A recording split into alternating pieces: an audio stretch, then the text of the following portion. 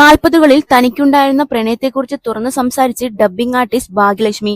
ഒന്നും പ്രതീക്ഷിക്കാതെയുള്ള മനോഹരമായ പ്രണയമായിരുന്നെന്നും ഒരു ഘട്ടത്തിൽ രമ്യമായി രണ്ട് വഴിക്ക് പിരിയുകയായിരുന്നുവെന്നും ഭാഗ്യലക്ഷ്മി പറഞ്ഞു. യെസ്-24 നൽകിയ അഭിമുഖത്തിലാണ് തുറന്നു പറച്ചിൽ.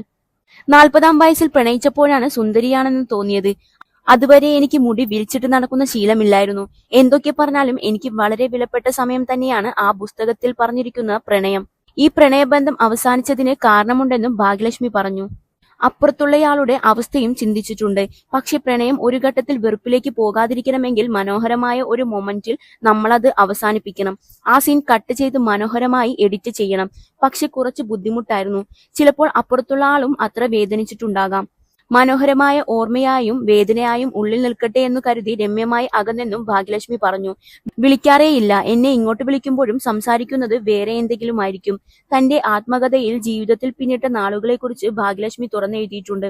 ഭർത്താവിന്റെയും പിന്നീട് പ്രണയിച്ച ആളുടെയും പേര് ആത്മകഥയിൽ പരാമർശിച്ചിട്ടില്ല. ഇതേക്കുറിച്ച് ഭാഗ്യലക്ഷ്മി ഒരിക്കൽ സംസാരിച്ചിട്ടുണ്ട്. എന്റെ സ്വകാര്യതയാണ്. ഇന്നും എനിക്ക് യാതൊരു വിഷമവും ഉണ്ടാക്കിയിട്ടില്ലാത്ത സംഭവം എന്റെ തീരുമാനമാണ്.